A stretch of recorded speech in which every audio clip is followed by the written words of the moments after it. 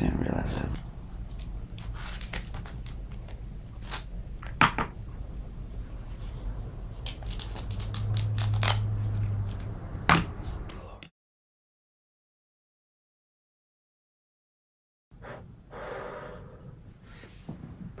Greetings, my peoples, and welcome to this episode of Vinyl Douche ASMR. Just take a sip of water.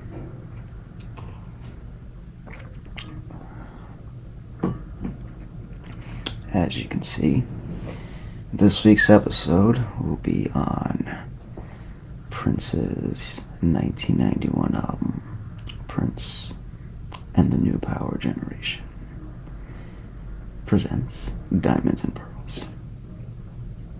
Rather, the album was just called Diamonds and Pearls, but he was known as Prince and the New Power Generation at this time. So, this is Prince's 13th studio album, and I think the last one we did on this channel was Purple Rain, which I think was his 7th or something like that.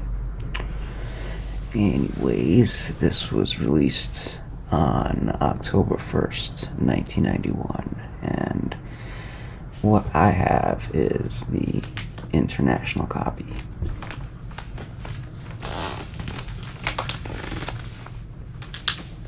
The American copy had a hologram on the top, or on the cover rather. And this picture for the cover was shot by Randy St. Nichols, or Randy St. Nicholas. And on the cover here, as you see, our Prince is Prince, and these are backup dancers, and one of them is called Diamond and one of them is called Pearl, and I'll find out which one is which. And they were part of the shoot, and they were part of the tour, and they were part of the New Power Generation. And I think I like Prince because he gets all conceptual with his staff. So one can only speculate on the relationship between Prince and these lovely dancers that he named the album after. Or did he name the dancers after the album? So, if he had that much power over them, I still have to speculate on what was the nature of this relationship. The album did very well. It was number 3, I believe, on the Billboard 200, and it was number 1 on the Billboard's top R&B albums. And it had a lot of singles. I remember this when this album was around, or when it dropped, and when it was hot. And yeah, this one was during my lifetime, so I remember Cream, Get Off, Money Don't Matter Tonight, and the title track, the Diamonds and Pearls, which was definitely a slower jam. And Prince is always funk, but a lot of elements of rock and pop. And definitely a great album. One thing they failed to sort of mention online is there's definitely a lot of hip-hop influence in this album. One of the New Power Generation members definitely raps in a couple of these tracks.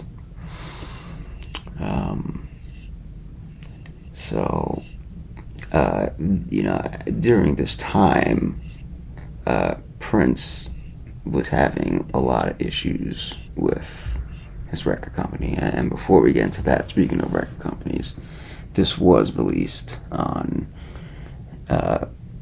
Paisley Park Records, which is Prince's label, along with Warner Brothers. Um, so it was one of those partnerships, and it was recorded in Paisley Park, as well as some Olympic studios in London, and Larrabee Studios in North Hollywood. Um, so, as I mentioned, Prince was having issues with Warner Brothers during this time, and he wanted to release more. He wanted to release music on a more frequent basis, and they wanted to limit him to one album a year, which is funny. Um, I guess Prince, which makes sense. I mean, Prince released a lot of music after I think he left Warner Brothers. Um, sort of the years after Warner Brothers, and between that time and his death, he released a lot of music. So I think he had a lot in the clip. But Prince wanted to release more than one album a year, and they were limiting him, and frustrations grew. And there were a lot of frustrations during the production of this album. They were telling him that they didn't think any of these songs would be a strong single, so he went and wrote Cream and included it in the album. That was definitely a strong single. And I think, as often, I think they were wrong in that assessment. I think it's a great album up and down. So eventually, in 1992, Prince would start writing the word slave on his face during music video shoots and live performances and televised live performances, which raised a lot of speculation.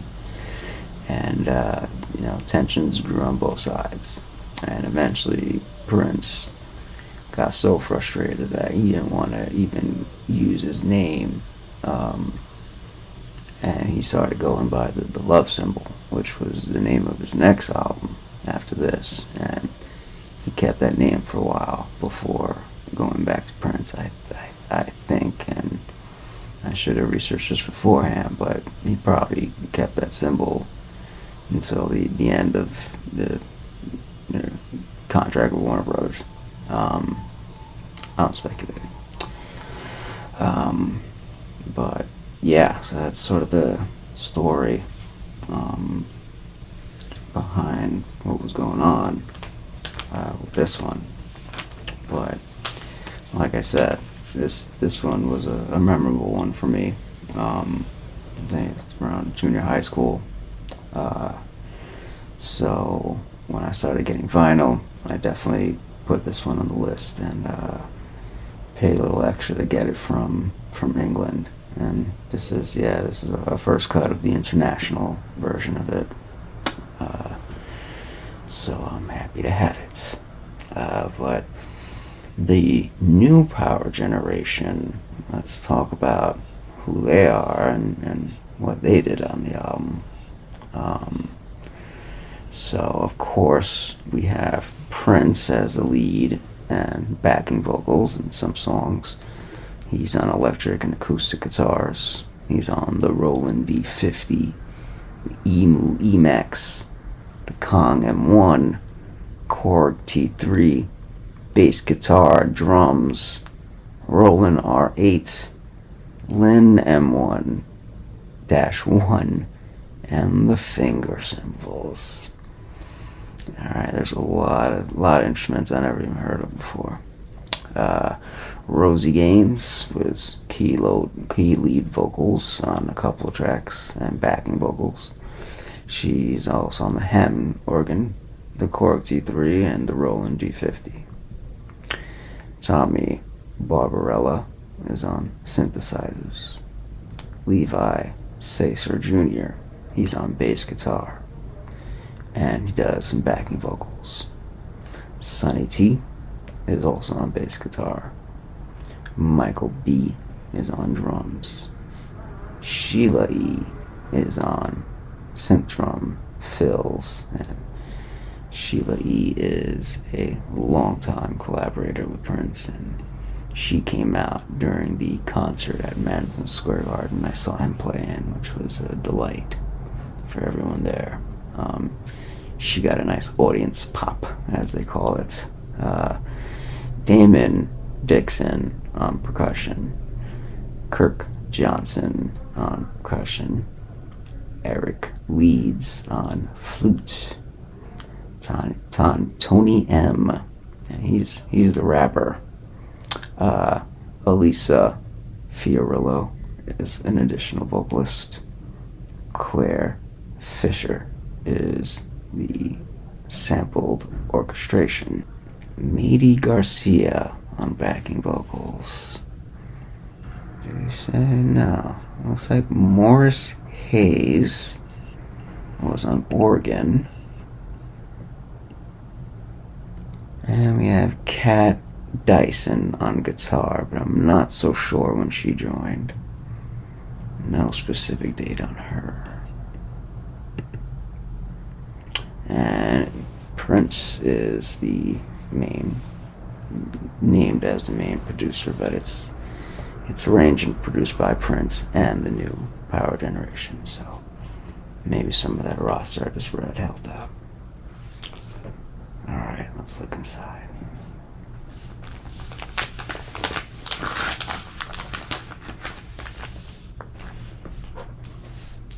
I'm also snacking on these sour strawberry candy belts. Not for ASMR purposes in specific, but just sort of in general.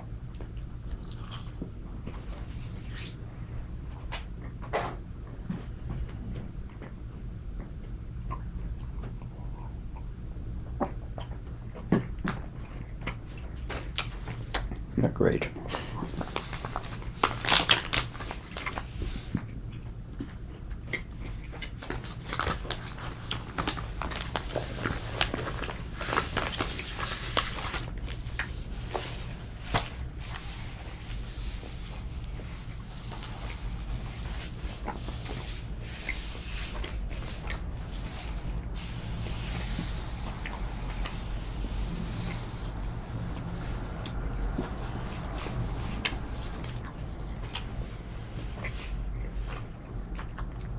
It's your Paisley Park logo.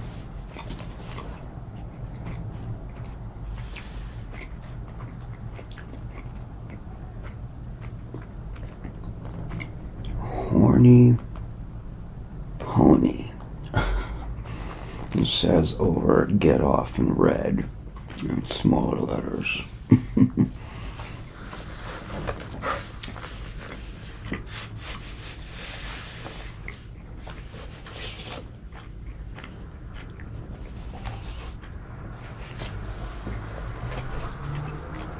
Here's our new Power Generation I just mentioned.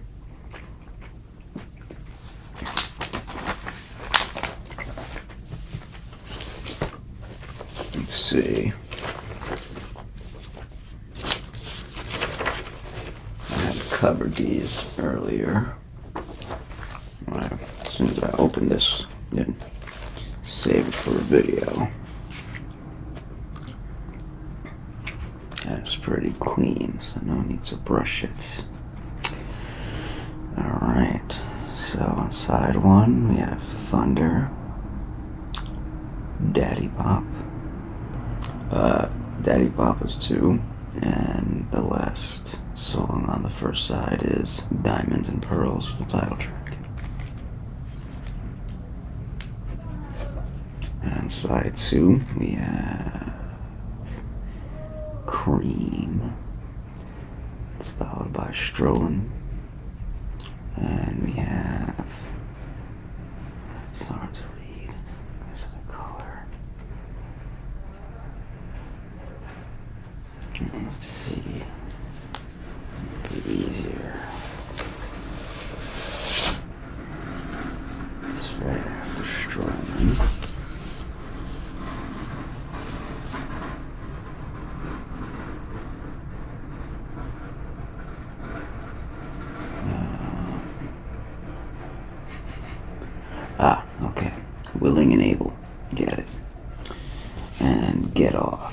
is the last one on the first album.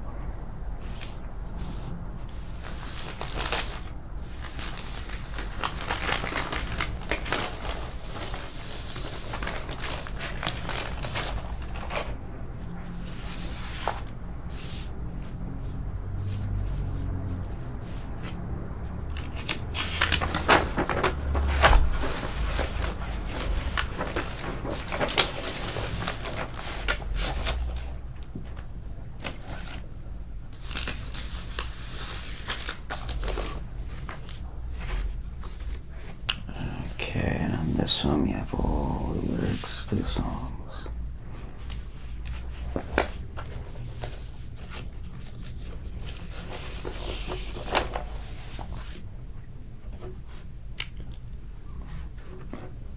And side 3 is Walk, Don't Walk. Number 2 is Jughead, also a song, not a genre. Monkey Don't Matter Tonight, and Push. Money Don't Matter Tonight, not Monkey.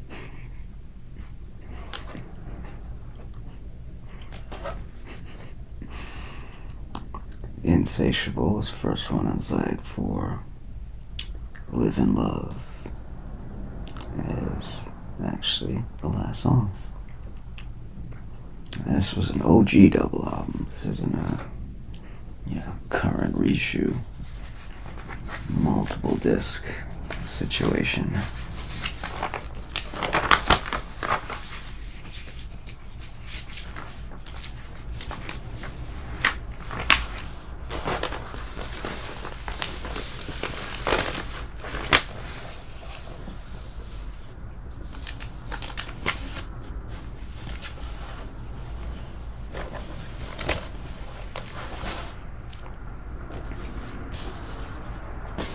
So, I wonder what happened to the old power generation. I guess everybody went their separate ways. Except for Sheely. Oh. I realize.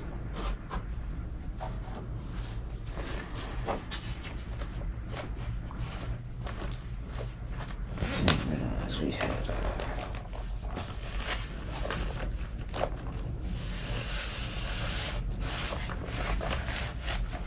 didn't realize I had a bit of a rip here, which is fine, but I'll tape that up.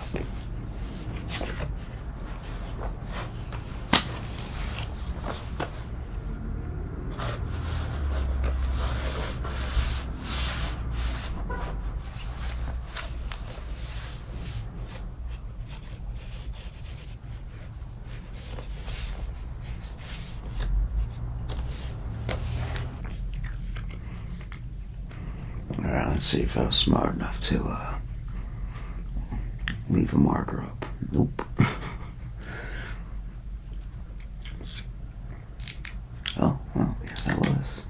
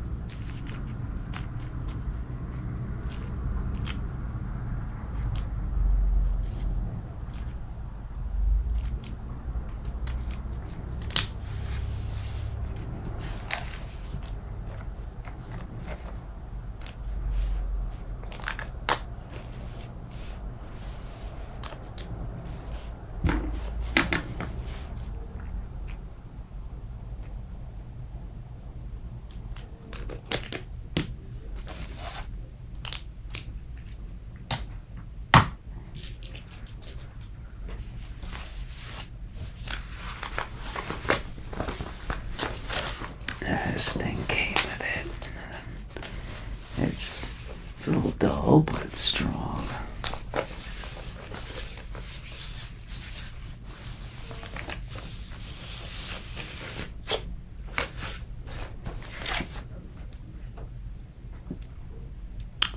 Alright. If you haven't already, go listen to Prince and the New Power Generations 1991 classic, Diamond and Pearls. Thank you all for watching. If you liked it, give me a thumbs up, like, subscribe, share if you want. And if not, all good. I'll see you next time.